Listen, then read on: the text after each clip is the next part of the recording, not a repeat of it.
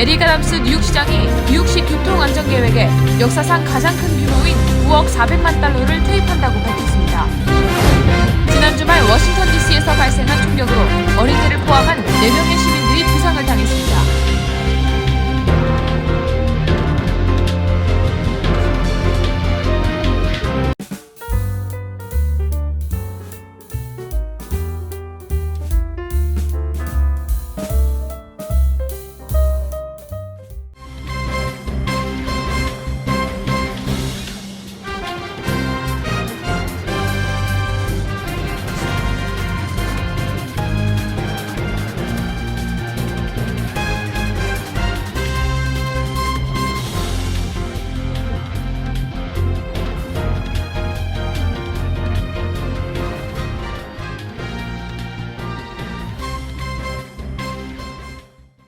여러분 안녕하십니까?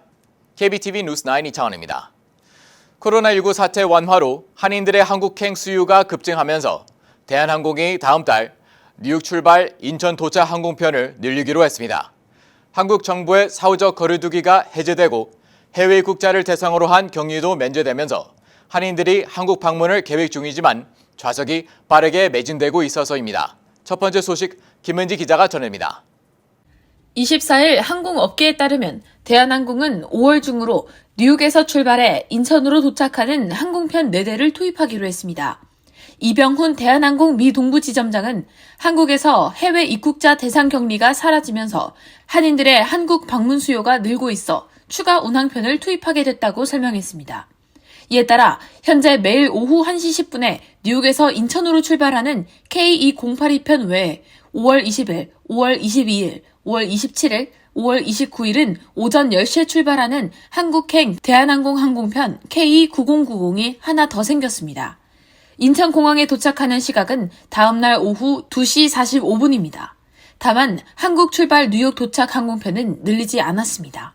이외에 대한항공은 5월 28일 하루에 한해 애틀랜타에서 인천으로 향하는 오후 3시 출발 항공편 K8042도 한 차례 추가 투입하기로 했습니다. 인천 도착 시간은 다음날 오후 7시 40분입니다. 대한항공은 오는 7월부터는 코로나19 팬데믹 이전과 마찬가지로 뉴욕 노선 밤 비행기를 추가하는 것도 계획 중입니다. 다만 증편은 한국 국토교통부로부터 운항 증편 허가를 받아야 하는 사항으로 6월 정도에 결정될 것으로 보입니다. 아시아나항공의 증편 계획은 아직 결정된 바 없지만 이번 달 뉴욕 노선 항공기 탑승률은 75% 정도까지 올랐습니다. 올해 초만 해도 오미크론 변이 여파로 탑승률은 절반에도 못 미쳤다는 것을 감안하면 크게 늘어난 수치입니다. 앞서 국적 항공사들은 5월 중 LA에서 인천 도선을 매일 주간과 야간 주 14회로 노선을 확대하기로 결정하기도 했습니다. 한인들은 최근 여행 수요가 급증하면서 올여름 한국행 항공권 매진 사태가 이어지고 있었던 만큼 증편 소식을 반기고 있습니다. KBTV 뉴스 김은지입니다. 뉴욕시가 최근 범죄 급증의 요인 중 하나로 지목되고 있는 노숙자 문제 해결에 나서기로 했습니다. 자세한 소식 김은지 기자가 전합니다. It is inhumane to have people live in 지난 24일 에릭 아담스 뉴욕시장은 다음 회계연도에 추가로 1억 7,100만 달러를 할당하는 등 사상 최대 규모의 예산을 투입해 노숙자 문제 해결을 위한 각종 대책을 시행한다고 발표했습니다. 이는 노숙자 지원 활동, 전문 인력 투입, 의료 서비스 제공 방문센터, 노숙자 쉘터와 1,400개의 세이프 헤븐 침대 마련에 사용됩니다. 아담스 시장은 팬데믹 기간 동안 실업 사태 등 경제적 어려움과 정신적 트라우마로 노숙자 문제가 커졌다면서 시민들에게 공포를 조성하는 정신건강 문제를 해결해 뉴욕을 웰빙 도시로 만들겠다고 말했습니다. 이날 시장은 궁극적으로 주택 문제를 해결해야 노숙자 문제가 해결될 것이라는 입장도 전했습니다.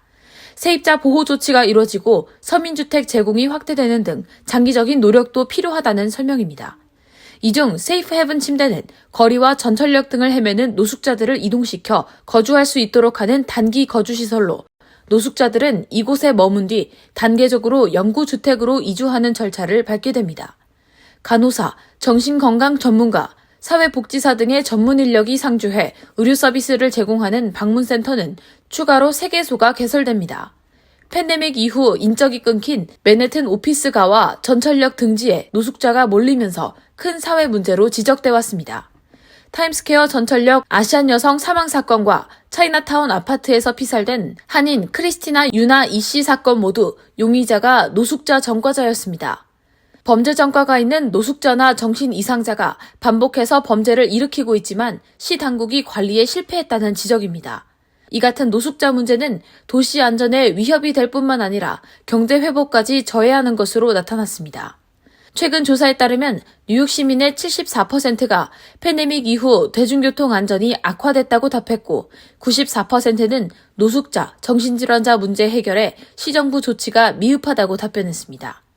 시정부가 부랴부랴 노숙자 대응에 나섰지만 전철에서 노숙자를 몰아내고 야영지를 해체하는 데 급급해 후속 대책이 없다는 지적을 받아왔습니다. 제대로 된 장기적 대책 없이 노숙자들을 몰아내 이들이 단속을 피해서 숨었다가 나타나는 악순환이 반복됐다는 것입니다. KBTV 뉴스 김은지입니다. 지난 주말 에릭 애덤스 시장이 뉴욕시 교통안전계획을 발표하고 역사상 가장 큰 규모인 9억 400만 달러를 투입할 것이라고 밝혔습니다. 이 계획에는 자전거 도로 안전 강화와 난폭 운전자 단속이 포함되어 있습니다. 전자인 기자입니다. 아담스 시장은 안전한 뉴욕시를 만들기 위한 청사진인 NYC 스트리트 플랜을 실현하기 위해 역사상 가장 큰 규모인 9억 400만 달러를 투입할 것이라고 밝혔습니다. 이 플랜에는 오는 2023년 말까지 20마일의 자전거 도로에 장벽을 세우는 내용과 올해 말까지 10마일의 자전거 도로 업그레이드를 완료하는 것이 포함됐습니다. 시장은 많은 사람들이 안전하지 않다고 느끼기 때문에 자전거를 타지 않는다며 자전거 도로 안전 강화 플랜으로 더 많은 사람들이 자전거를 이용하게 될 것이라고 밝혔습니다. 올해 안에 업그레이드가 완료될 예정인 자전거 도로는 퀸즈의 노돈 블러바드, 브루클린의 20 스트리트과 그랜드 스트리트, 맨하탄의 60 스트리트, 브롱스의 서던 블러바드입니다. 아담스 시장은 또 난폭 운전자에 대한 단속을 강화하기 위해 NYPD 구역 사령관과 협력할 계획이라고 말했습니다. 대중교통 관련 보고서에 따르면 3월 말까지 교통사고 사망자는 59명으로 지난해 같은 기간에 비해 44% 증가했습니다. 에릭 아담스 시장이 교통사고 사망자 제로를 선언한 빌 드블라지오 전 시장의 비전 제로 정책을 이어받겠다고 약속했지만 취임 3개월 동안 낙제 점수를 받았습니다. 한편 일각에서는 이 같은 증가세에 대해 NYPD의 교통단속 감소와 연관이 있는 것으로 지적하고 있습니다. 실제 팬데믹 이후 난폭, 위험운전 위반 관련 NYPD 소환장 발부는 57% 감소한 것으로 나타났습니다. NYPD에 따르면 2021년 난폭, 위험운전 위반 소환장은 38만 7,469장으로 2020년 66만 4,974장, 2019년 90만 2,482장과 비교해 각각 26.3%와 57%까지 줄었습니다. 이와 함께 음주운전 체포도 56%나 감소했습니다. KBTV 뉴스 전상입니다. 지난 주말 미국의 수도 워싱턴 DC 북서쪽 지역에서 대낮에 총격 사건이 발생했습니다. 어린이 1명을 포함해 모두 4명이 총상을 입었습니다. 범인은 총격 직후 도주했으나 스스로 목숨을 끊은 채 발견됐습니다. 자세한 소식 전자인 기자가 전합니다.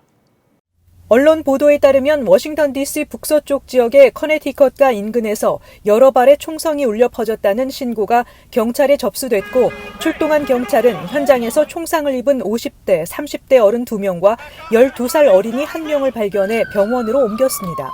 다행히 이들은 모두 생명에는 지장이 없는 것으로 전해졌습니다. 또 다른 60대 여성은 찰과상을 입었습니다. The window shot out. That's my car. It did not sound like gunfire. It sounded like it was so loud. It sounded like explosions. 범인은 아파트 위층에서 거리를 향해 무작위로 총을 난사한 것으로 보입니다. 인근에 거주하는 학생 사무엘 니콜리도는 CNN과의 인터뷰에서 20발가량의 총성을 들었다고 밝혔습니다. 그는 5발을 쏜 후 1분 정도 멈췄다가 4발과 5발을 쏜 후 총성이 멈췄다고 말했습니다. 범인으로 추정되는 용의자는 숨진 채 발견됐습니다. 경찰이 사고 현장에 도착했을 때 범인은 이미 도주한 상태였지만 경찰이 용의자가 있는 아파트 문을 열고 급습했을 때 범인은 스스로 목숨을 끊은 채 발견됐습니다. This was very much a sniper type setup. His intent was to kill and hurt members of our community. 범인은 버지니아주 페어팩스에 사는 23세의 레이먼드 스펜서로 그가 숨진 아파트에서는 다수의 장총, 권총 등 화기 6정과 많은 양의 탄약이 발견됐습니다. 로이터 통신은 총기를 올려두는 삼각대도 함께 발견돼 저격수 방식의 공격을 하려고 한 정황도 포착됐다고 보도했습니다. 경찰은 조사는 계속되고 있다며 용의자의 범행 동기가 무엇인지 알아내는데 초점을 맞추고 있다고 전했습니다. KBTV 뉴스 전상입니다. 퀸즈 퍼블릭 도서관의 플러싱 지점이 2020년 3월 이후 처음으로 오늘 완전히 개방했습니다. 한때 미국에서 가장 분주한 도서관 중 하나였던 이 지점은 2021년 6월까지 코로나 예방 접종 장소로 사용됐습니다. 이곳은 현재 난방과 냉방 시스템 그리고 엘리베이터 공사를 진행 중입니다.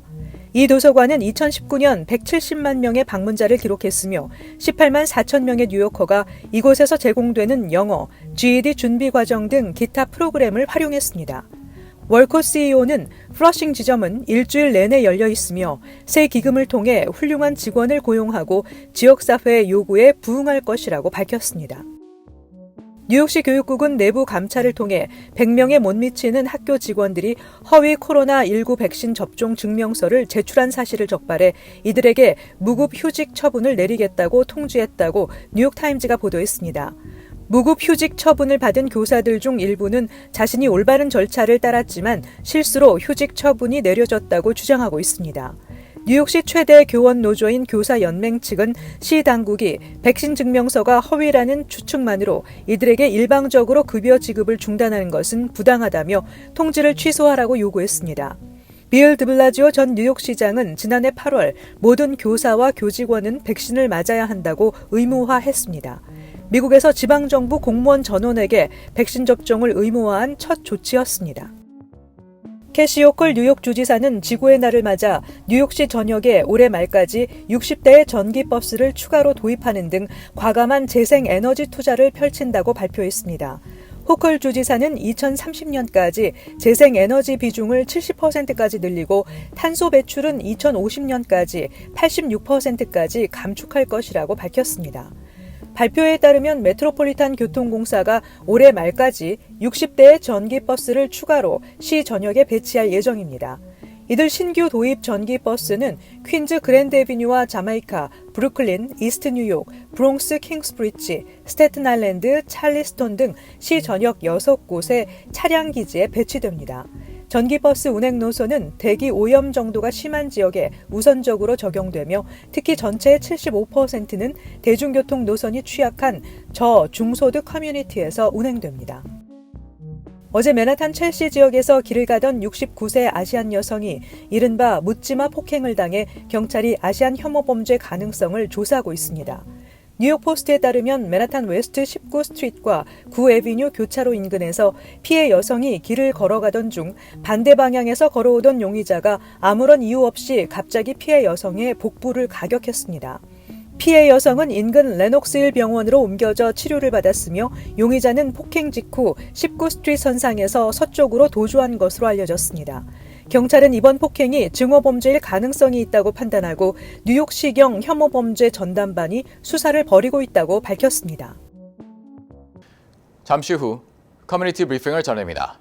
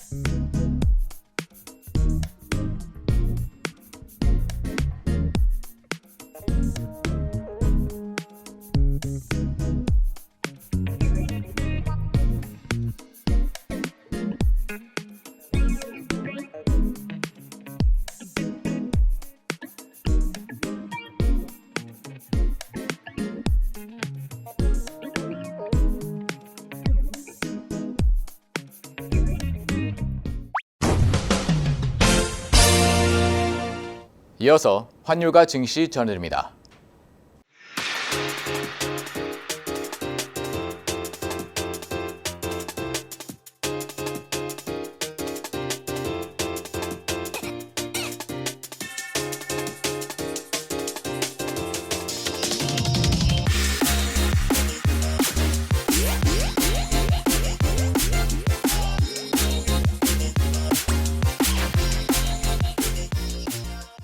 잠시 후 뉴욕과 뉴저지 날씨 전해드립니다.